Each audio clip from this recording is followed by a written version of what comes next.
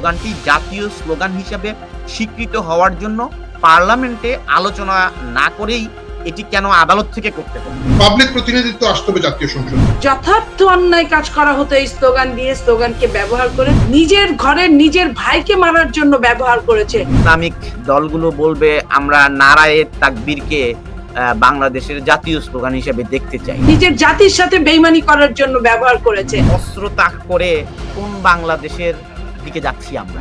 জনসমক্ষে এটা অবশ্যই শাস্তিযোগ্য অপরাধ। চকচকে একটা রাইফেল, কিন্তু পুলিশ যখন উদ্ধার করে সেটা ককশিট হয়ে যায়। এটা ভীষণ bad sign. Pride of Asia stands as a gold standard in culinary excellence for over 30 years. Our Mayfair banqueting venue is the perfect setting for any event, providing a luxurious and elegant backdrop for all your occasions.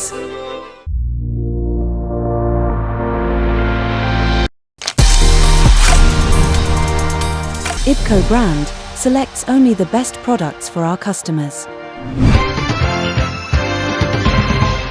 যে সংসদ সদস্য হিসেবে জনগণের কথা শুনবার জন্য কি প্রক্রিয়া রয়েছে, আইন প্রণেতা হিসেবে এই রাজনৈতিক স্লোগানটি বা এই স্লোগানটি জাতীয় স্লোগান হিসেবে স্বীকৃত হওয়ার জন্য পার্লামেন্টে আলোচনা না করেই এটি কেন আদালত থেকে করতে হলো? দেখেন, এইখানে বাংলাদেশে তো এটাই নতুন না, আদালত থেকে হওয়া। পার্লামেন্টের যখন আপনার মনে আছে যে 15 অ্যামেন্ডমেন্ট যখন হয়, তখন কিন্তু পার্লামেন্টের দোহাই দিয়ে, আদালতের দোহাই দিয়েই কিন্তু ওটা করা হয়েছিল। এবং চিফ জাস্টিসের পূর্ণাঙ্গ রায় হওয়ার আগে কিন্তু আদালত সংখ্যাগরিষ্ঠ অনুযায়ী, যেহেতু আওয়ামী লীগের একচেটিয়া তখন 14 সালে ইলেকশন করেছে, একচেটিয়া আপনার 9 সালে 8 সালে, তখন তারা কিন্তু পাশ করে ফেলেছিল। তো এরকম অনেক কিছুই হয় আদালতের দোহাই দিয়ে। আর এখন তো সংসদ নাই বললেই চলে। আর দ্বিতীয় কথা হলো যে স্লোগানটা যেহেতু একটা দল আপনার দখল করেই ফেলেছে, এখন কিন্তু এটা জাতীয় স্লোগানে, জাতীয়র মধ্যে পড়ে না, এটা একটা দলের স্লোগান। সেই দল থেকে এনে কখনো যদি আবার সংসদ বসে, সেই সংসদে যদি কেউ উঠায় যে এটা জাতীয় স্লোগান হিসেবে ফিউচারে বিবেচনা করা যায় কিনা, সেটা হতে পারে। এখন যেহেতু এই স্লোগানটা একটা দলের স্লোগান, এবং সেই দলের স্লোগান হিসেবে যথার্থ অন্যায় কাজ করা হতো এই স্লোগান দিয়ে, স্লোগানকে ব্যবহার করে। একটা সময় এই স্লোগান দিয়ে আপনার দ্বিজাতি তত্ত্বের ভিত্তিতে পশ্চিম পাকিস্তানিদের এগেইনস্টে এই স্লোগানটা ব্যবহার করে নিজেরা পূর্ব পাকিস্তানিরা উজ্জীবিত হতো যেখানে। আর সেখানে এই স্লোগানটা পরবর্তীতে আপনার একটা দল দখল করে নিয়ে সেটা বিভিন্ন নিজের ঘরের নিজের ভাইকে মারার জন্য ব্যবহার করেছে, নিজের রক্তের সাথে নিজের জাতির সাথে বেইমানি করার জন্য ব্যবহার করেছে। সেই জন্য আমি মনে করি, যেহেতু এখন একটা এস্টাবলিশড হয়ে গেছে একটা দলের স্লোগান এখন, আর স্বাধীনতার আজকে যারা ভোটার, অনেক ইয়াং ভোটার, তারা জানেও না স্বাধীনতায় কি হয়েছিল, তারা ওরকম পড়তেও চায় না। সো এইটাকে আবার আগের জায়গায় ফেরত আনার জন্য এটা সময় সাপেক্ষ আমি মনে করি।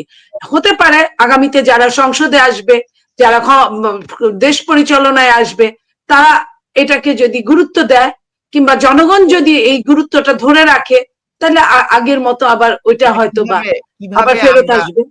কিভাবে আমরা ফেরত আসব?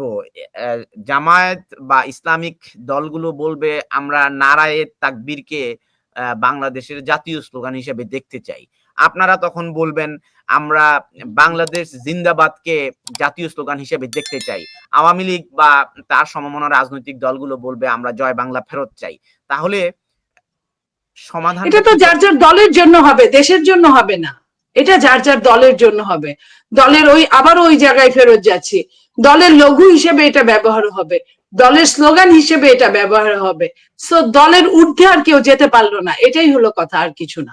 তাহলে ধরুন আমি ধরে নিলাম বিএনপি এবং জামায়াতের নেতৃত্বে আগামী বাংলাদেশের একটি সরকার গঠিত হলো, জামায়াত সংখ্যাগরিষ্ঠ।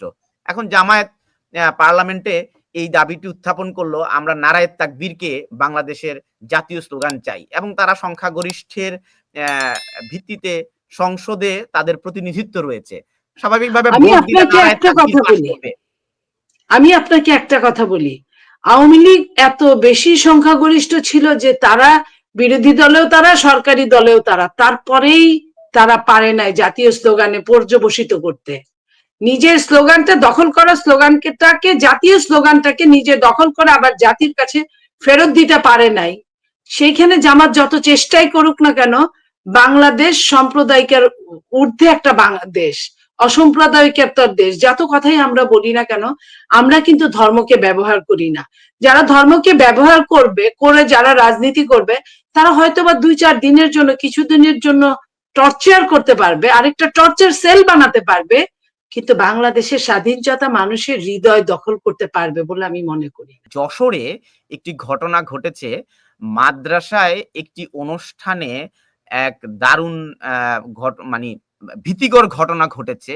এটা যদি আপনাদেরকে আমি একটু দেখাই তাহলে মনে হয় আমাদের কাছে ঘটনাটা পরিষ্কার হবে। আলহামদুলিল্লাহ والصلاة والسلام على رسول الله أما بعد فأعوذ بالله من الشيطان الرجيم بسم الله الرحمن الرحيم كتب عليكم القتال وهو كره لكم صدق الله العظيم وقال النبي عليه الصلاة والسلام তো মূল বিষয়টি হচ্ছে এই ভিডিওটি ভাইরাল হয়েছে সামাজিক যোগাযোগ মাধ্যমে, অর্থাৎ মাদ্রাসার একটি অনুষ্ঠানে এভাবে অস্ত্র তাক করে তারা একটি অনুষ্ঠান করছেন। এটিকে আপনি কোন বাংলাদেশের দিকে যাচ্ছি আমরা? আমরা সাধারণত আফগানিস্তান, সিরিয়া এই সমস্ত দেশে এই ধরনের আল কায়েদার ভঙ্গিতে দুই দিকে এটার সাইনটা ভীষণ খারাপ। এটা বাংলাদেশের জন্য এই মুহূর্তে ভীষণ ভাবে সিগনিফিকেন্ট, এবং আমি বলবো যে এটা আমার জন্য তো আরো অনেক বেশি, কারণ আমি নারী, আমি কাজ করি। এটা আমার জন্য তো আরো অনেক বেশি, আমি আপনাকে এটা বুঝাতে পারবো না। তবে আমরা এমন কোন দেশ কল্পনাতেও আনতে পারি না, বাস্তবে তো অনেক দূরের কথা। আচ্ছা, এখানে আমি চমৎকার একটি স্টেটমেন্ট পেলাম দুই দলের, দুই পক্ষ থেকে। আপনারা আমি জানি না উনি কি বলছেন, আমি জানি না। আপনারা যদি না হাসেন আমি দুইটা বক্তব্যটা পড়ে শোনাতে পারি। এটি ভেরিফাইড কিনা সেটিও আমি বলতে পারবো না, তবে আমি আপনাদেরকে দেখাচ্ছি এবং পড়ে শোনাচ্ছি। দর্শকরাও নিশ্চয়ই জানতে চাইবেন যে এখানে আসলে কি লেখা হয়েছে বা কি ঘটনা ঘটেছে। ঘটনাটা ঘটেছে সামাজিক যোগাযোগ মাধ্যমে ভেসে বেড়ানো যশোরের রামনগর জামিয়া ইসলামিয়া মাদ্রাসায় অনুষ্ঠিত একটি প্রোগ্রামকে ঘিরে তুমুল আলোচনা হচ্ছে। অস্ত্র হাতে মুখোশ পরা দুইজনের পাশে দাঁড়িয়ে আছেন, এর মাঝে বক্তব্য দিচ্ছেন এক ব্যক্তি, তবে বাংলায় নয় আরবি ভাষায় দেয়া হচ্ছে এই ভাষণ। গতকাল নেট দুনিয়ায় ভাইরাল হয়েছে, নানা মুখে আলোচনা হচ্ছে। এখন বক্তব্য কি সংশ্লিষ্ট কর্তৃপক্ষের? দুইজন হাতে AK-47 সদৃশ অস্ত্র, চোখ ছানা, তিনজনের মুখ ঢাকা। হ্যাঁ, এখন তারা বলছেন সেখানে যেমন খুশি সাজো একটি ইভেন্ট ছিল। জামিয়া ইসলামিয়ার বার্ষিক ক্রীড়া প্রতিযোগিতায় এটি অনুষ্ঠিত হয়। আর অন্যদিকে পুলিশ সুপার জুয়েল ইমরানের নেতৃত্বে পুলিশ ঘটনাস্থলে তল্লাশি চালিয়ে কর্কশিট দিয়ে তৈরি খেলনা অস্ত্র দুটি উদ্ধার করেছে। এটা নাকি কর্কশিট দিয়ে তৈরি খেলনা। কি বুঝলেন? আমি বুঝি নাই। আমাকে বলছেন? জি, আমি বুঝতে পারি নাই। আমি এটা আমার কাছে, আমি যতটুক দেখলাম, আমি তো আপনার মাধ্যমে দেখলাম, আমার কাছে ককশিট মনে হয় নাই, তবে খেলনা মনে হতে পারে। কিন্তু পুলিশ অফিসার যেটা বলেছে, এটা যদি মানে অন টেস্টে এমনি যদি ককশিটেও হয়, এই ধরনের কাজ জনসমক্ষে এটা অবশ্যই শাস্তিযোগ্য অপরাধ।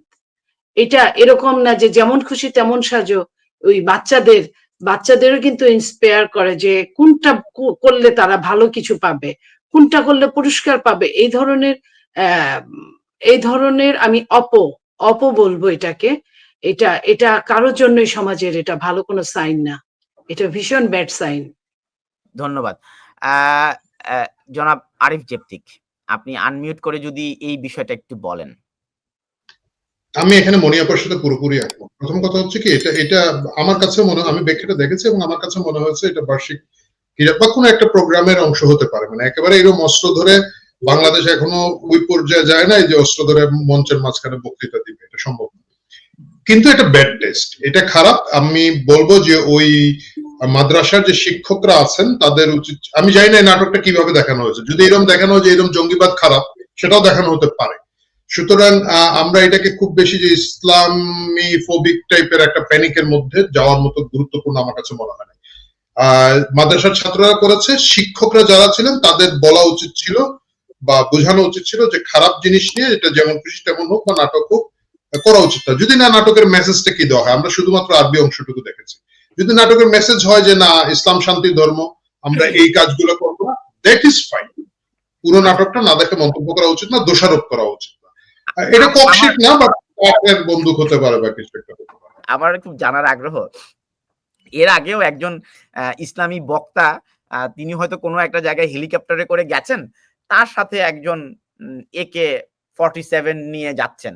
পুলিশ সেটাকে উদ্ধার করে বলল যে প্লাস্টিকের একটা, কিন্তু ভিডিওতে ছবি দেখা যাচ্ছে একদম চকচকে একটা রাইফেল, কিন্তু পুলিশ যখন উদ্ধার করে সেটা ককশিট হয়ে যায়।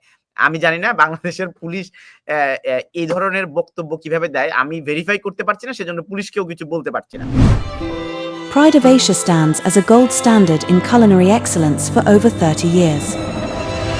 Our Mayfair banqueting venue is the perfect setting for any event, providing a luxurious and elegant backdrop for all your occasions.